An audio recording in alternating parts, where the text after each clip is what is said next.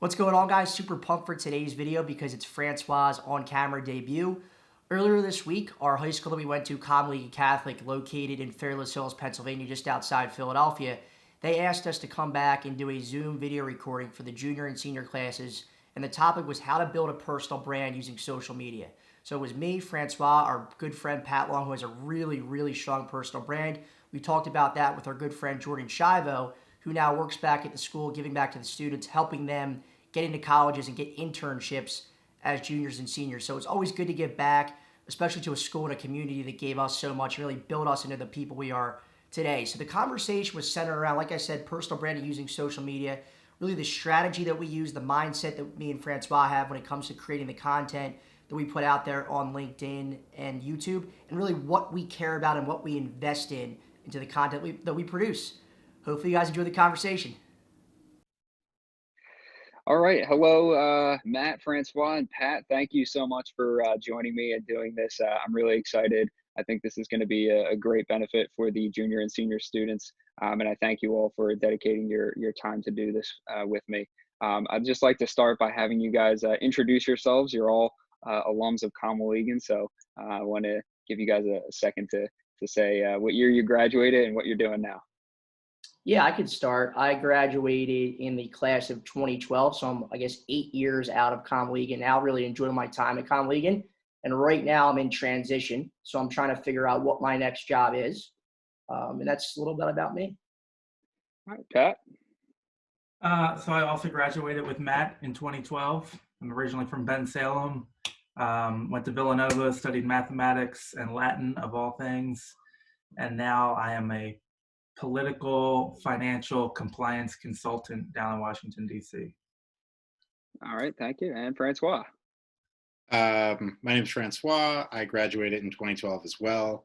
I went to a school called Concordia up in Montreal for college, and I'm just finishing up law school at Temple Law. So I'm also becoming very familiar with the Zoom online class format. Unfortunately, it's not exactly how I envisioned going out, but the reality of the situation. I work during the day for an insurance regulatory consulting law firm. And after I finish there, I plan on being an attorney there. Awesome. Yeah, we're all doing the best we can with the online learning situation, given the circumstances. So we feel you on that one. Yeah. So we kind of decided that we're going to do this session on personal branding, a personal branding workshop, if you will. I consider the three of you to be extremely professional and well versed in the area. So I'm really happy to have the three of you on here to explain a little bit about that. It's my understanding that you guys prepared a presentation that you want to get into. So I just want to preface that by starting out with a basic question, and that is, what exactly is personal branding, and why is it important? And specifically, why is it important for junior and senior high school students to know? Yeah, I could start. To me, the definition of a personal brand is what people say and think about you when you're not in the room, your reputation, how you're perceived. And I think for a junior and senior, if you're able to build your personal brand now, it's going to allow you to have a better chance to get into a university, because what these university professionals are doing is they're always going to Google you when they're in the admissions office. And if they Google you and see that you've invested a lot of time and energy into building a personal brand, that's going to give you a leg up on someone who's not investing time and energy into doing that. So that's what I would say. Awesome. Pat, anything you want to add to that, or Francois? I would just say your personal brand is really your professional persona. It's how people view you as an employee, as a colleague, as a potential business partner. It comes down to your reputation. And I think the most important thing that you can do as a junior and senior in high school is really become better at communicating with one another in a professional sense. So that means answering emails. That means being able to get on the phone and actually talking to people. So that was one of the hardest things for me when I first entered the workforce, was just not being afraid to call somebody up and asking them for something.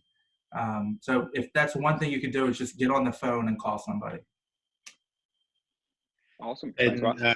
to piggyback off of both of those points there, I think a personal brand does have a lot to do with the reputation that you have. But in particular, I think it's important for juniors and seniors in high school to start thinking about it, because it can really help you as you go into college identify your strong suits, so things that you want to build on, your weak points, things that you might want to work on, and also your general interests, in clubs that you might want to take, courses that you might want to take.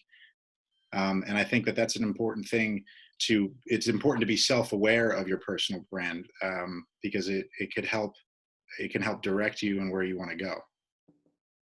Yeah, I agree. All valid points. I like how you said, Pat, about the emails. That's not always the easiest thing for high school students to do. And now that we're on this virtual platform, it's become a little bit more difficult, but more demanding. So thanks for bringing that up. There's a good quote I heard, you're never not communicating. So even when you're not talking to somebody, you're telling somebody something about you. So That's true. That's true. Awesome. So Matt, do you want to Yeah, jump I into the will presentation? share You want my to share your screen? And all right. Here.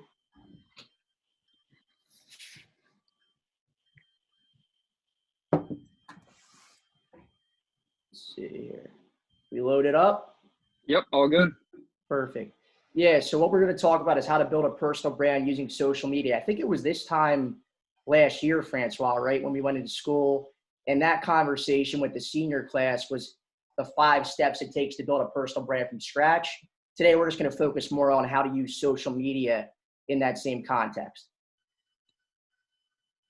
All right, so the power of building a personal brand on social media. So this is a post that I put out on LinkedIn 3 weeks ago. So I was working at a job called Formcraft in Center City, one of the best jobs I ever had. I left that company for a new role. I was at Formcraft for 18 months, left it for a new role. And within 2 weeks, I knew it wasn't for me, and it was best that I quit that job, take a step back, and figure out what it is that I want to do. I made this simple post on LinkedIn. And if you could see down here, it got 50,000 views on LinkedIn. So the work that Francois and I put together into building my personal brand really created a job market for me. And it's a lot of work to get a job. It's a lot of work to go out and hunt for interviews. And this simple post and all of the content that we've created on YouTube and LinkedIn has created a job market for me where I've gotten 4 to 5 job offers without having to interview. I haven't really had to go out and find interviews. People have come into me because of the work that we put into YouTube and LinkedIn. It's pretty powerful when you do it right. Yeah. Cool. And I can verify all that. So Matt and I live together. We're in separate rooms about 20 feet from each other right now.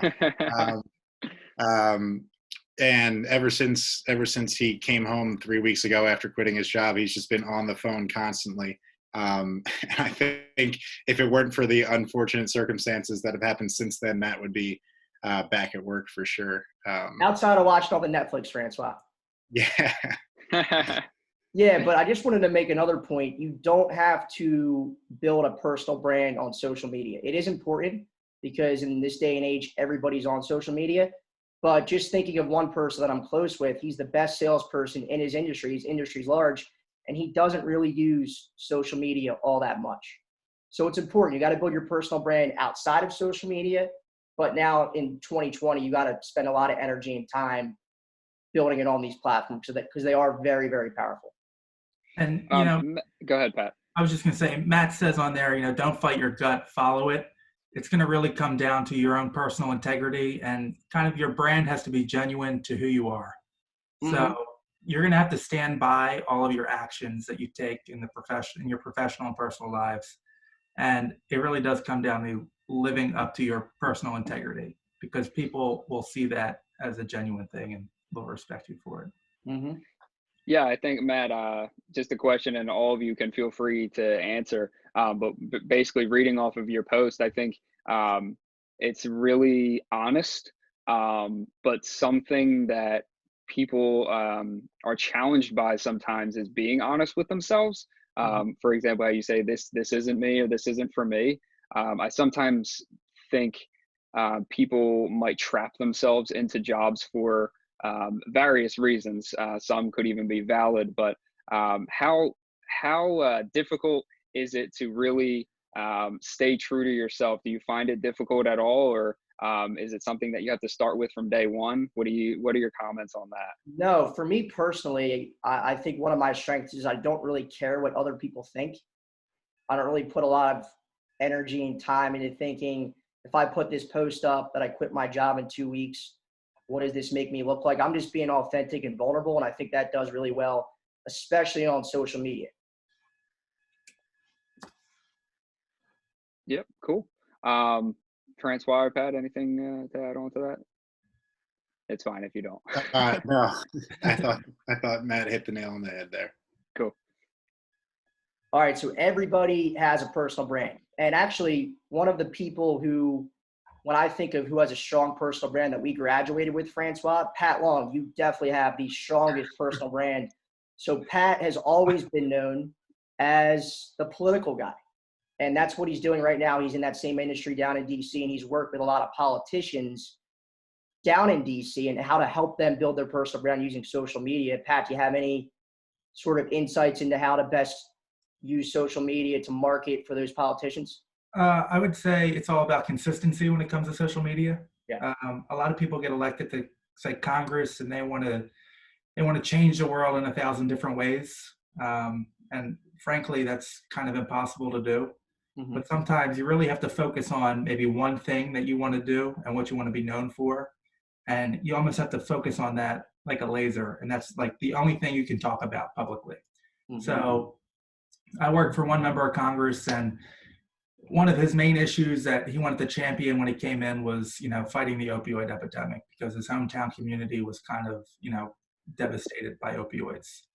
And we decided that we were going to, his speeches were going to be focused on the opioid crisis. He was going to have meetings with experts, meetings with, families impacted, form task force, pursue legislation. And we would constantly be talking about how we're fighting the opioid epidemic in a variety of ways.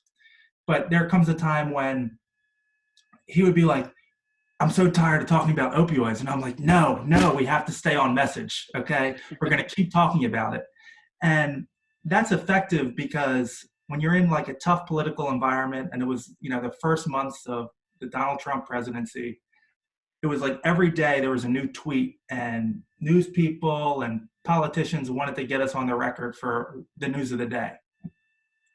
But we stayed so consistent on opioids that even like people that would call into our office to be upset with the congressman first had to acknowledge that he was a champion on the opioid epidemic. They would say, like, we know that the congressman is doing a great job on opioids, but we want to know what he thinks about Donald Trump's latest tweet. So like that consistency in itself, like, protected his brand, mm-hmm. but it made his brand carry into, the opposing factions that he had to face in, like, his next election. They were forced to acknowledge that he was doing good work on the opioid crisis in order to, kind of hit him on not talking about Trump's tweets. So consistency. Yeah, everybody has a personal brand, even when you're in high school. Every single one of you guys watching this video right now has a personal brand, whether you know it or you don't know it. It's how you're perceived, your reputation, and the better you are at tapping into it at a younger age and investing and thinking about how I want to be perceived, especially on social media, is only going to help you out in applying to colleges. It's only going to help you out into getting jobs when done the right way. And to add to that, I'd like to point out that if you're really passionate about something, if you think you've identified your personal brand, how important it is to stick to it. When I think about this point, I often think about my younger brother. His name's Alec. He's 21 years old. And all through his time in high school, he was just the kid in the family that solely focused on playing video games, which is fun and nice and everything. But the household, we wanted him to go out and do things, but he stuck with it. And We supported him through it, but now he's a YouTuber with 70,000 subscribers, and loves it and is doing great. And he wouldn't be there if he didn't stick to it. But he was able to think about what he was passionate about, think about what he wanted to be doing, not just today, but years from now, and just build on that and stay consistent. And it wasn't always easy. It was a very, very, very slow start. But now he just hangs out in his room, makes a couple videos per week, and then goes and has fun because he established He makes himself. a living. Yeah. So, I don't want to say that we didn't believe in him, but we didn't really understand exactly what he was doing. But he knew, he did the research, he knew that he had something good there and he stuck to it. And, so part of this is when you know that you're onto something, believing in yourself and seeing it through. Yeah, and one more point on that last slide. The best part about building a personal brand on social media is you have complete control on what you post and how you're perceived. Complete control. And that is a big responsibility. So if you're going to post something, that's going to be on the internet forever.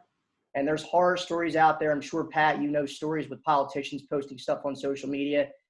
That does not go away. And that's how you're perceived in 2020 and beyond. But you have complete control of that. So that's a big responsibility. But it's also awesome as well. So just remember that. It's very important. Good. There are people out there that get paid a lot of money down here to go out and find opposition research on, congressional candidates. And that's stuff that they've posted, 10 years ago. That's stuff that they've said. That's financial transactions that they've made that are public. So like every time, like I consider posting something on social media, it's like, how would I feel if this was on CNN? What would my thoughts be about that? Is it really worth, 100 likes on Instagram? So just you have to ask yourself questions. So this is one of my favorite quotes. And I know that Francois and I have highlighted this quote a few times in a few of our videos. Lots of people want to be the noun without doing the verb. And it takes a lot of work and a lot of time and energy to build a strong personal brand. And I remember when Francois and I were back at Common last year, a lot of the students said that they wanted to become a YouTube star. They wanted to become the next Logan Paul. So they were focused on being the next Logan Paul, but they weren't focused on all the work it's going to take to actually do it. And I think a lot of people nowadays, they just focus on the now. They just focus on becoming a pro athlete, but they don't put in the work to get there. And to build a strong personal brand on social media, it takes a lot of work. A lot of work. Francois and I have been going at it on YouTube for a year and 3 months. We've taken a YouTube course, and we still are only at 400 subscribers. You've taken a YouTube course. You've taken a YouTube course. We put a lot of Was that through an accredited university? How did you do that? Not an accredited university. It's called Princeton. Have you heard of it? Yeah, it's called Princeton. No. Wow. Yeah, it was available online. Admittedly, Matt did most of the work. Most of the course, but yeah, I mean, it's really interesting with especially the types of videos that we produce. They are a lot more conducive for LinkedIn. So in the year and 3 months that we've been doing this, Matt's LinkedIn following has grown quite substantially, but even mine, just from being associated with the videos, I've only posted a few of the videos on my page directly. But I get a lot of messages and requests through it. So it's just really interesting to see how the message is definitely getting through on LinkedIn very well. Mm-hmm. And we're still trying to figure out how to keep the LinkedIn content growing, but figure out our niche and our space in YouTube so that we can grow more there. And that's really what we're focusing on trying to do this year. Last year was more of just, figuring out what we're going to talk about and, working out how to our schedule, our work schedule and stuff like that. And I think this year is really trying to focus on how to get our message across on more than just one platform. Mm-hmm. Yeah, so you're going to be on your way to building a strong personal brand when you let go of being the noun and start doing the work. And one of my favorite quotes, I don't know if you guys know Ryan Serhant. I know Francois knows him because I'm obsessed with him. He's on Bravo. He's on a show called Million Dollar Listing. He's the top real estate agent in the entire world. And one of his quotes is, put in the work will take care of itself. So if you put in the work on social media into creating content that is authentic to you, the work will take care of itself and you will build an audience over time. But you hopefully at one day down the road, you can monetize that. Put in other words, winners have simply formed habits that losers have not. And so it might be, useful when I think of juniors and seniors in high school, people. So I used to work in a congressional office and kind of dealt with the Military Service Academy nominations. So you could always tell a more successful candidate would be the candidate that would be contacting the office themselves. So they would be making the phone calls, making sure their SAT scores got in, their essays got in. They would be in the office trying to meet with the people. Like, they drove the process. And some of the more unsuccessful people would have like their parents leading the process, and they would like follow their parents into the office, or their parents would call to make sure their paperwork got in. So just going back to, Matt, you have to be the verb. You have to be the one leading your own life. So cool. Content is the fuel. Social media is the engine. So there's two types of content out there. There's creation, what you create, and then there's curation. So the content that me and Francois produce, we're creating that content. But you don't have to build a personal brand by creating content. And that's the big thing that we want you guys to understand.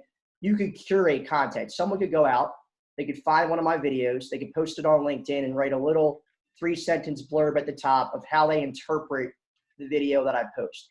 I created the video, they curated the video and put their spin on it. So both work very well. There's some people who have really big personal brands on just curation. What Francois and I are focusing most of our energy on is creation. Now, something that's important, I know Pat, although I think he would be great on camera because he's a really good communicator, Pat writes speeches for politicians. I'm right on that, right, Pat? Used to write speeches. You used to write speeches. So Pat is a really good writer. I'm not a good writer. That's why I don't spend any time writing. I'm good. I'm decent to good on camera. That's why we make videos. But if you're not good on camera, don't spend all your time and energy trying or making videos or trying to get good on camera. Spend it writing. Make some blog posts. Spend time in your strengths. That's what I would just add to this. I don't know if you want to jump in, Francois, with any sort of points, but. Well, I liked what you talked about curation. If you can really build a huge following.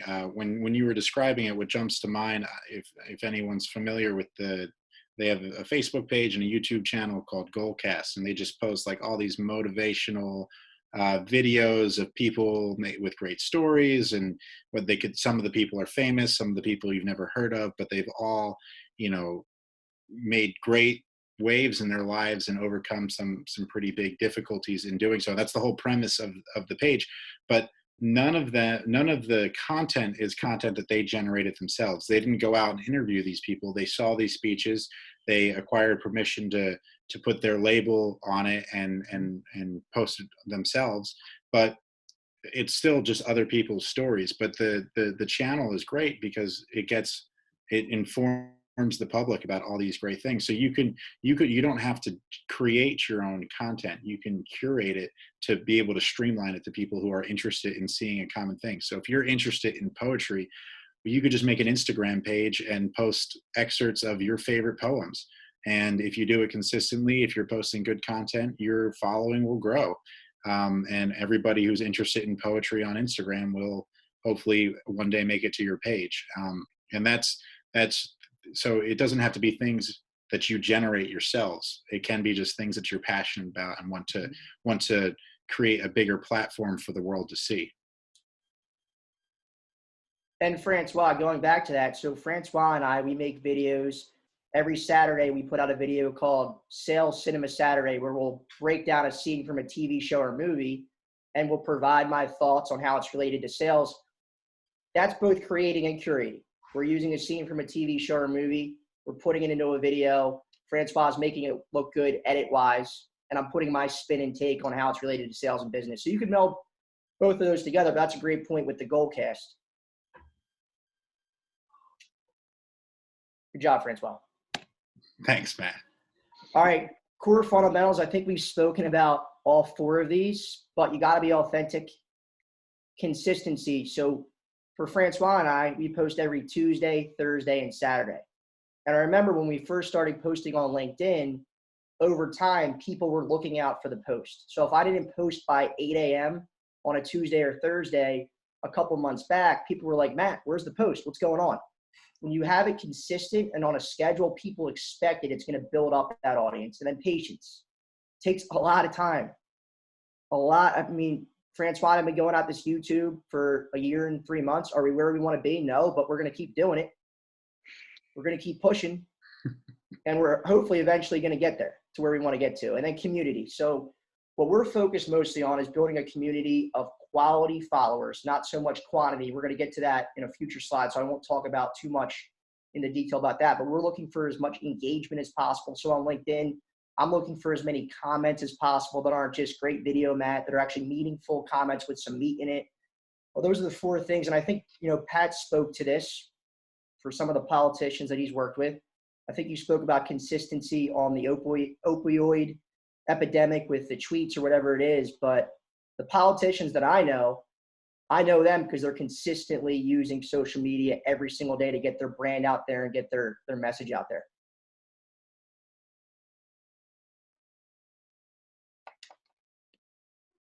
All right, Vanity Metrics. So we're so obsessed with how many followers, likes, subscribers, retweets. It's crazy. I remember back in college, I put a post on Instagram and I took it down in the first 30 minutes because I didn't have enough likes on it.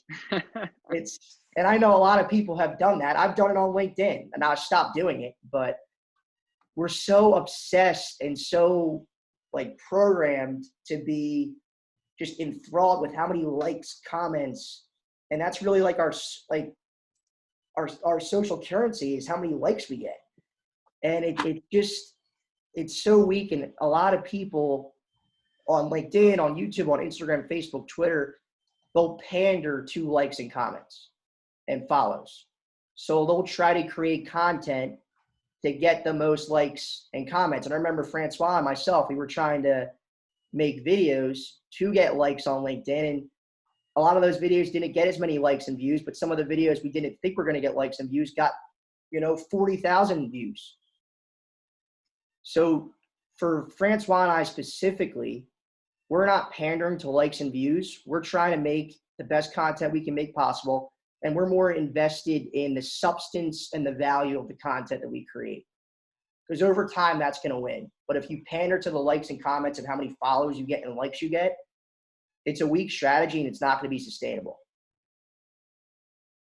Yeah, you definitely see that in the content that we make. I mean, even still sometimes today, if we're rushing, if I'm busy with school and stuff and you're busy watching Netflix, yeah, on all your phone calls, sometimes not every video is as great as the prior video, and it's always reflected in the reception.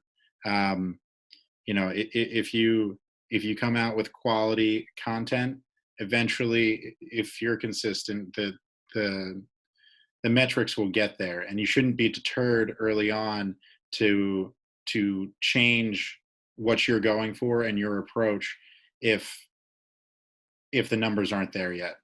They'll come. That's a great point. I mean, there's so many people that I've seen on LinkedIn that have posted one video, it got 2 likes, they messaged me, Matt, I got no likes and views, and they stopped after one video. We put out now, I think, Francois, we posted over 110 videos in a year. Something like that, yeah. Wow. Yeah, around that. Yeah, you that's got to great. be consistent with the output. Put out content that you think is going to help both me out and the audience out, because a lot of the videos that I'm posting, I'm getting a lot of feedback that's helping me become a better sales professional while helping others out. And over time, it's going to happen. Just takes a long time. I mean, Francois and I aren't there yet. We're nowhere close, but we have a lot of fun with it. We keep doing it, and we're not worried about how many views we got on the last video. We're just going to stick to the plan, continue to do that YouTube course. And if it happens, it happens. If it doesn't, it's a good little side hustle for Francois and I. It's a lot of fun. Yeah, we have fun. Pat Long better be subscribed. I just checked. I follow you on LinkedIn. But you're not subscribed to the YouTube. I don't even I'm gonna subscribe to the YouTube channel after this. Look at that, guys. We got 2 subscribers. Thank you, Mr. Carvo. You can put your plug in at the bottom of the video here, and I'll have everyone follow you guys. Okay, there you go. It's not all likes. Right now, Matt, you might be impressed with this. I'm actually doing I'm leading an ad campaign on Facebook. So I have a client that wanted to put some money behind like a variety of different ads. And, we look at stuff like, how many people does this reach? How many people click the ad? How many people click through the ad to the website? But one of the coolest things that I've seen is that Facebook now has an algorithm that calculates the estimated recall rate. So it's like, okay, somebody saw your ad. We're going to follow up with them in 2 days and see if they can remember what the ad was about. So like that's even its own metric. And some of those are around like, 7, 8, 9%, which is pretty good. But, we're kind of looking at this and we're looking at all these metrics and we're trying to decide, which message is resonating with which demographics. So then we'll take a look at this first pass. We'll look at the data and then we'll go take that message and then even hit that certain demographic like even more forcefully with a message that resonates well. And this way you kind of save money. And this is paid ads. These aren't organic, but just in terms of looking at metrics. So that's a really good point. You're not looking at just likes, but you're looking at like there are some deeper metrics to these types of ads that are effective. Mm-hmm. All right, now for quantity versus quality, for content, if I was starting out right now, I would try to put out as much content as possible, because the more content you put out at the beginning of building your personal brand, your audience is going to tell you what you want to see, i.e. the quality. So quantity over time is going to lead to quality. That's for the content. And now, to jump in there quickly, I think this is a pretty common trend that you see across. I'm most familiar with YouTubers. Like a lot of YouTubers started off posting daily videos, and they've since changed to once a week or once every other week, and that's pretty common as you build your following, because as they were building their following, they were figuring out what they wanted to do, where their niche was. And once they figure that out, you don't have to post on a daily or even more frequently basis if you don't want to. You just have to remain consistent with it, but you really get to see the types of content that your following is looking for. And you can really focus on that. Really good point.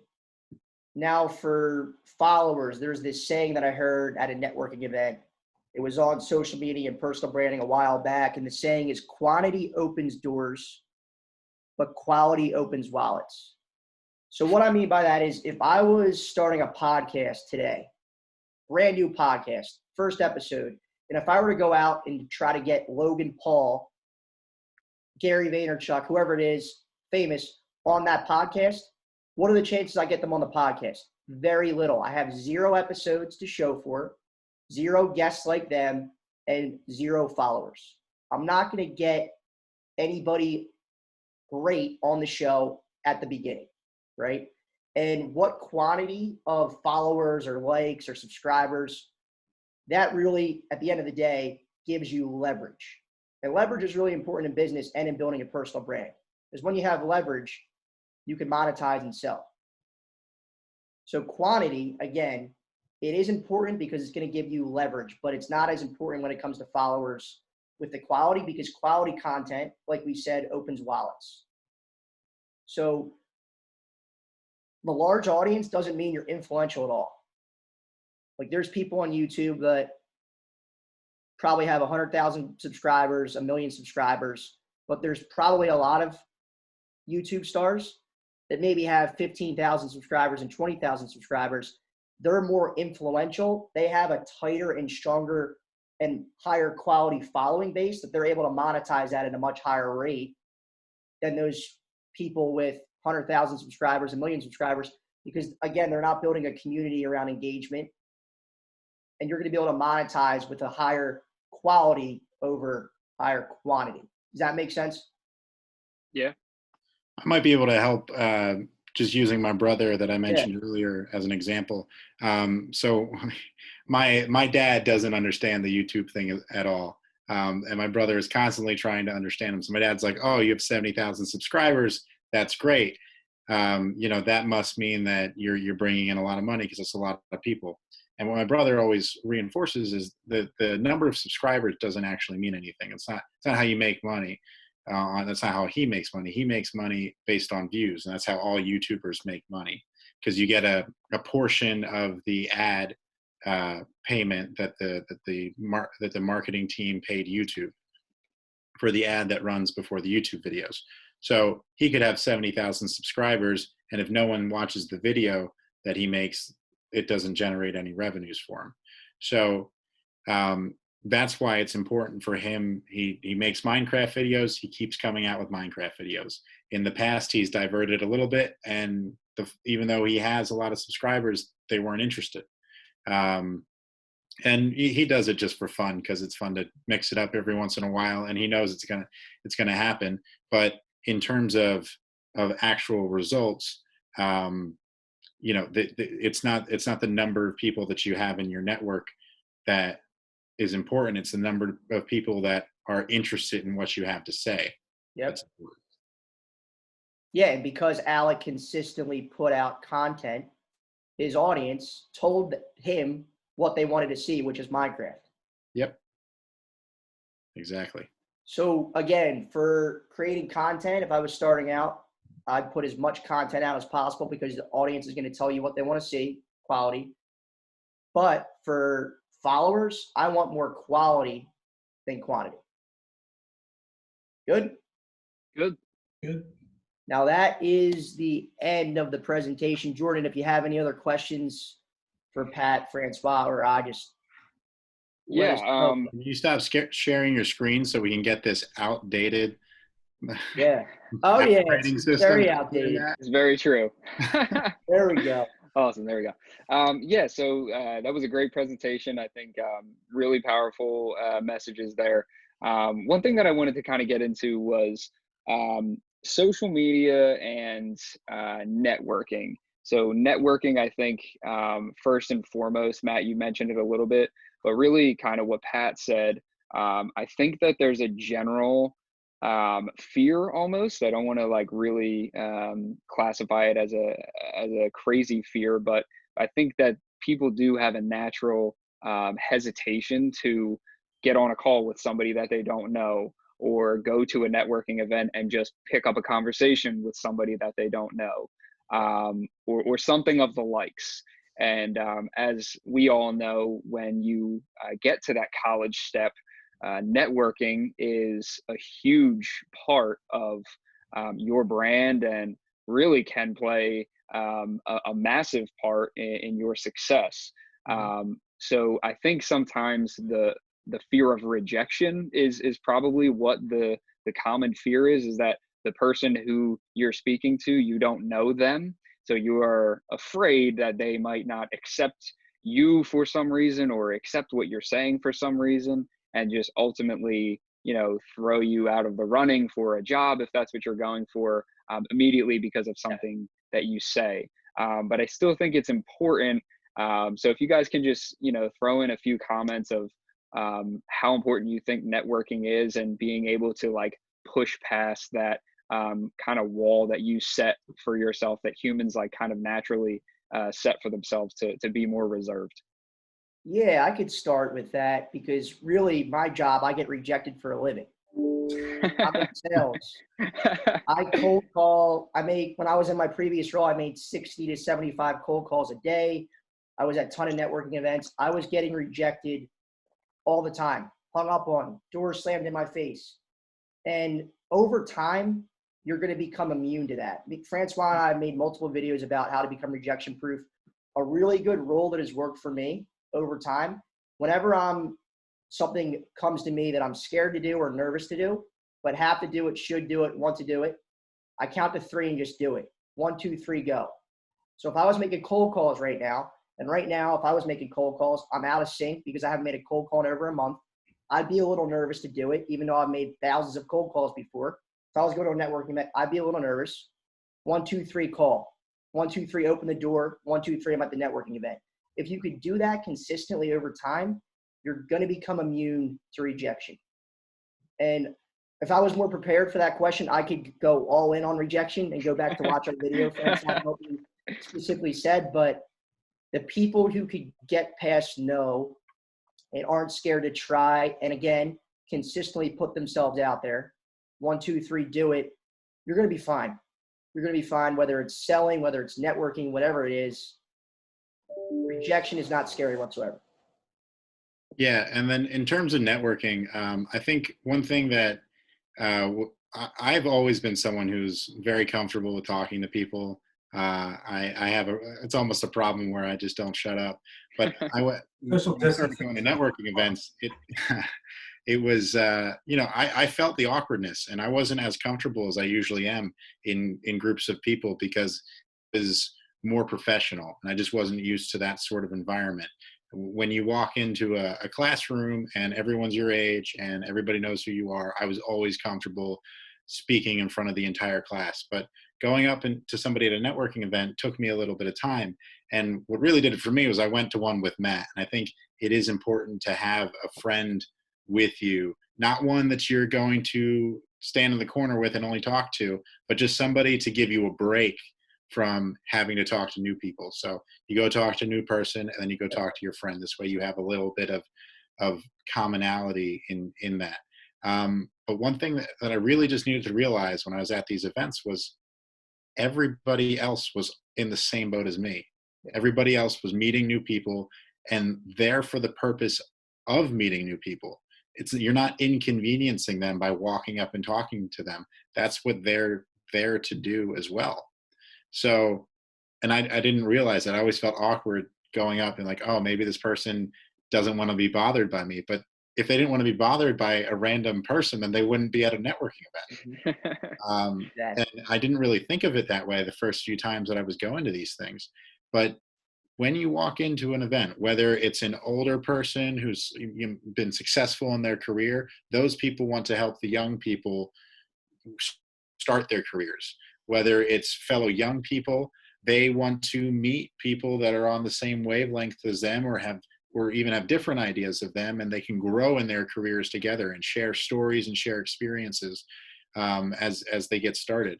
So what I would say to the juniors and seniors here is when you go to college, or if there's any young networking events available to you now, just know that everybody is there to meet people and talk to you and talk to other people, and they're in the same awkward situation that you're in.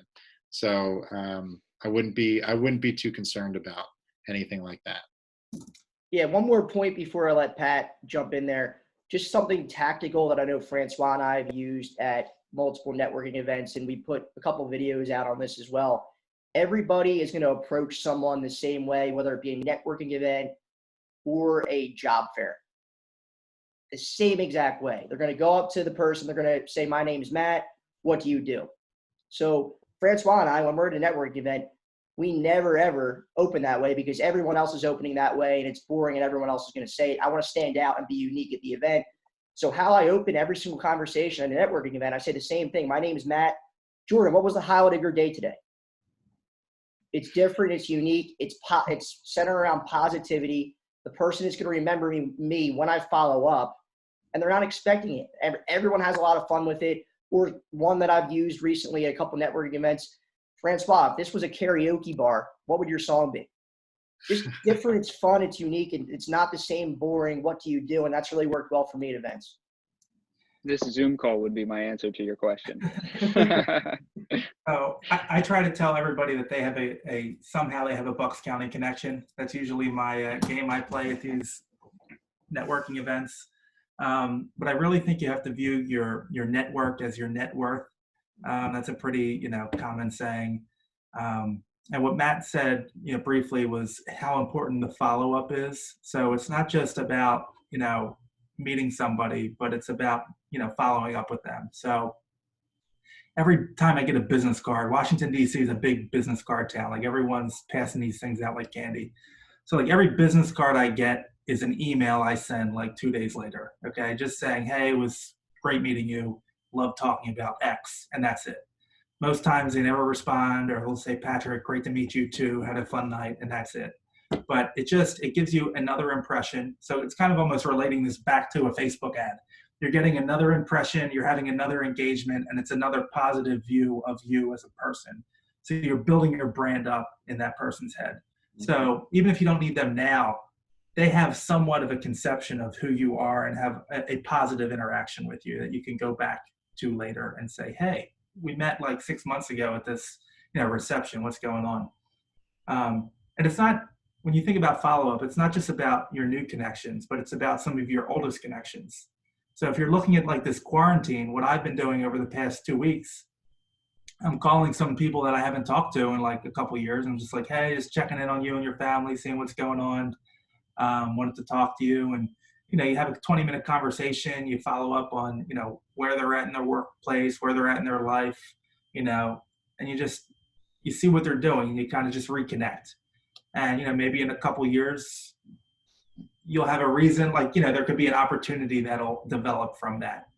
So you can't always look at everything like as a quid pro quo, but kind of just, you have to try to just grow your network because you don't know what you're really going to need in 5 years. So yeah. And, a quick tip to add on to Pat's business card thing. It is very important to follow up with people a few days after. And it, like he said, it's very important to add in something that you talked about, just so they remember, or they know that you actually remembered their conversation, and were paying attention. But that is more difficult than you would think if you're at a networking event and you walk out with 20 business cards to remember which person you had which conversation with. So a little tip that I have for you guys is, like, after you're done a conversation, when you have the business card, not in front of them. You can do it in front of them. It's fine. Just write a note. Just like, it could be like one word. It could be bicycles. If you talked about bicycles, if that guy was really into cycling, you just talk about bicycles so that you remember that that's the cycling guy, because that's kind of an obscure fact that you might not remember 2 days from now. But this way, when you reach out to them again, you just have that quick reminder of what you talked about. And that's why I hate black business cards. As nice as they look really sleek. Right. I don't have one on me, I don't think, but you can't write on them. So I always have to figure out clever ways to remember or the people that have black business cards, because it's a struggle. I think that's, you all make great points, and I think there's a sense of confidence about networking too, and there's obviously a difference between confidence and cockiness as well. Like Francois, you said about the specific networking events, I think most colleges and universities have them.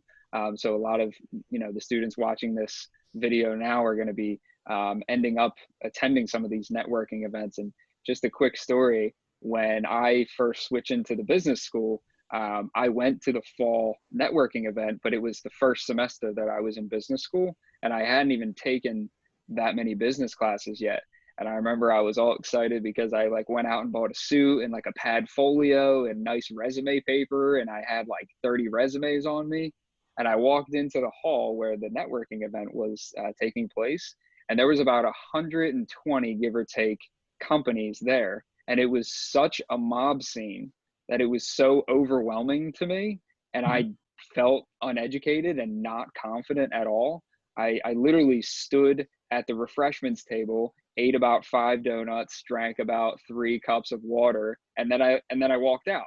And then I went back and told my roommates, like, oh yeah, it was great. And then, I'm texting my parents, yeah, it went really well. I talked to all these people, and I didn't even talk to anyone, not a single person, because I was just so overwhelmed.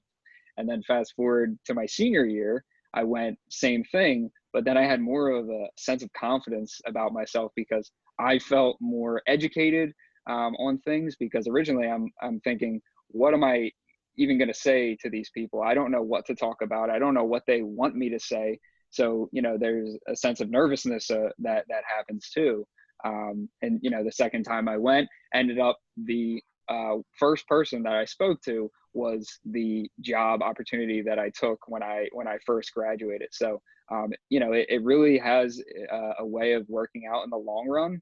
But I also like what you said, Matt, about being unique and having people remember you, because I think really the point of these events is you are trying to let these employers know that they need you in their company. It's almost like, and it goes back to the confidence thing. You have to feel like you are valuable and know that you are valuable, and then be able to let these people know that you are valuable and they need you in their company. And I think that's a hard thing to grasp sometimes when you have the feelings of uncertainty.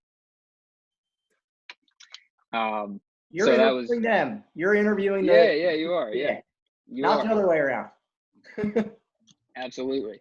So the last thing I just wanted to finish on here was like social media specifically, and really you guys kind of hit on this already when you talked about the vanity metrics. I think that in this day and age, with social media being so accessible, it also creates a danger for people to not be themselves on social media, whether it's posting things and only caring about the numbers of who likes it, who's commenting, who's following, yada yada yada. So if you guys can just finish out by talking about what being genuine really means, like in the long run for you, but also with the understanding that I think this is the time where high school juniors and seniors do care about what people think of them, and it's hard to not care what people think about you at this age. I mean, I know I remember that personally. I felt that way when I was them. But can you just let them know, when you leave Conwell and go to a much larger community, what being genuine really means? Yeah, I could start. I would say that actually, Francois, why don't you go first on this one? Thanks, Matt. I'd like to start by saying that when you go on to college, you're not leaving your Conwell-Eakin community. That community is always there. And maybe Oh, in Mafia. And I'm back. One day you'll be zooming in to teach a lesson on something that you've learned of value to juniors and seniors a few years from now. But what I'd really say is there is no substitute for being genuine. People know a lot more than they may say or you may think about how authentic you're being.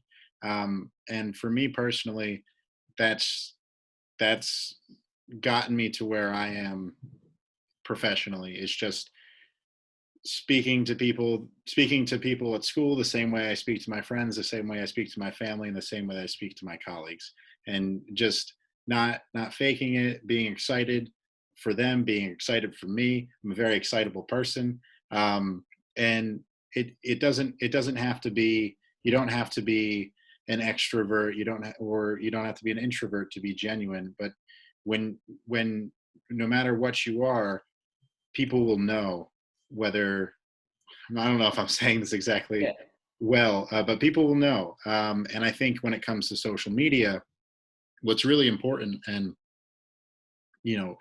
my brother is aware of this, is it can all be very temporary.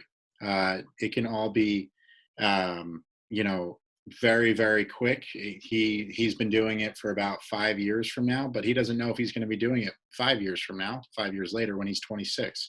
And so he wants to make sure that he stays authentic and genuine to the type of content that he's coming out with, because he knows that one day he might have to leave YouTube and get a different job, enter a different field. And if that's the case, being genuine now will mean a lot to his future employer, his future colleagues, and the people that he associates with 5 years from now. And that applies to all of us in our professional lives. Even if you make career changes, what you've done in the past will stick with you. So, you know, if you're one of the very, very rare social media influencers who goes on to have tens of millions of followers without being genuine, then you're probably set for life if you're financially savvy or know people that are financially good and can help you manage your money. But the odds are, you know, you're not going to be making millions upon millions of dollars. So you do have to keep your options open, you know, and part of that is being true to yourself in whatever field you're currently in, because it will transfer. Yeah, just based on character. Character goes a long way. Character, excellence, commitment. Character, Very true. excellence, and commitment are also important, but that character, there's a reason why it's first. Yes. Good stuff. Yeah, Yes. just piggybacking off what Francois said, it's really easy to tell who's being real and who's being themselves and who isn't. I think for me, within the past 18 months, I've done a good job not caring what other people think, because I'm just so focused on where I'm going and what I'm doing. I'm not focused on what other people are doing. And I'm in an industry in sales where it's like sports. It's all performance based. I know exactly how you did. You know how I did. But the worst thing that I could do is start to focus my time and energy on how you're doing. I'm just focused on me. And if I focus on me, I'm going to be authentic to myself, true to myself, and genuine. That's what I would say. I would say it's good to be a good listener. And I think, you know, when I first graduated college, you have these experiences, and sometimes you don't know what to do. Sometimes the best thing to do is say nothing and just sit there and listen. And in politics, you really want to, when you listen to others, you can learn their story and understand their story. And that almost to the point where it becomes a part of you, then that person knows that you care about them. And now you have a genuine experience because you know and understand them, because you listen to them. And when you talk about communications and social media, when you start creating content that's based in a sense of I've listened to somebody and I care about them, and now I'm developing content, it's going to connect with them like so much better.